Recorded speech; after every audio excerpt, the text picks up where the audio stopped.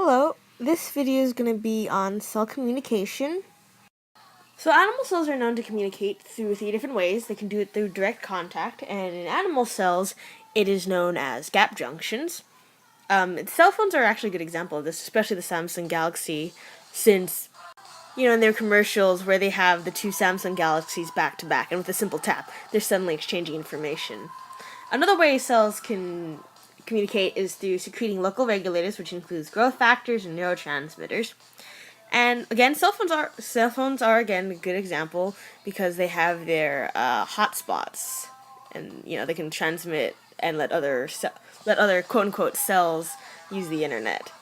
And they can also have long distance, which is for cells is used by hormones, and cell phones obviously just simply calling or texting is also a good example. So then there are 3 stages of cell signaling. First, there's reception, and it's the detection of a signal molecule known as a ligand coming from outside the cell. And then the second step would be transduction. It's converting the signal to a form that can bring about a cellular response. And finally, the actual response. The cellular response to the signal molecule, whether it's producing a protein or whatever. Cell phones can easily relate to this because reception is kind of like when you call somebody. Transduction is when your call travels through the cell towers and actually reaches the cell phone. Response is when somebody finally actually picks up their cell. Something to note about the signal molecule, also known as a ligand, is that they're super specific. Like, for some reason, the signal molecule just happens to go to the wrong cell and it's detected, it's not going to activate it. There are multiple types of receptors when it comes to cell communication, but I'm going to primarily focus on G-protein coupled receptors.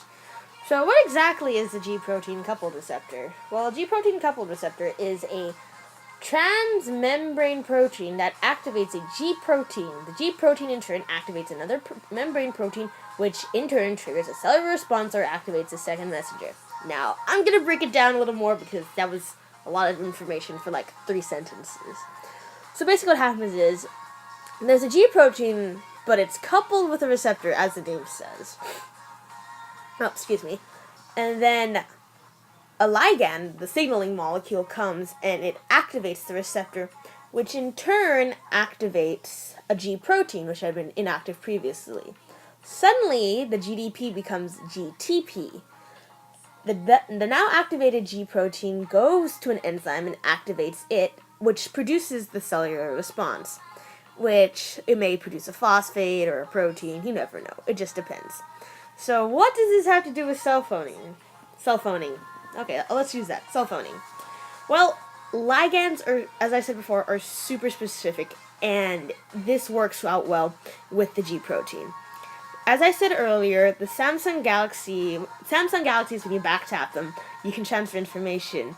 But if for some reason you tried to do this with the Samsung Galaxy in this generic cell phone, it's not gonna work. Ligand. And it kind of works with how cell phoning is. If you block a specific contact, ligands are like keys. If you block a key, it's not going to work. So that brings an end to my video on cell communication. Finally done with the first semester. I hope you guys have an awesome break. And, well, that's all I got.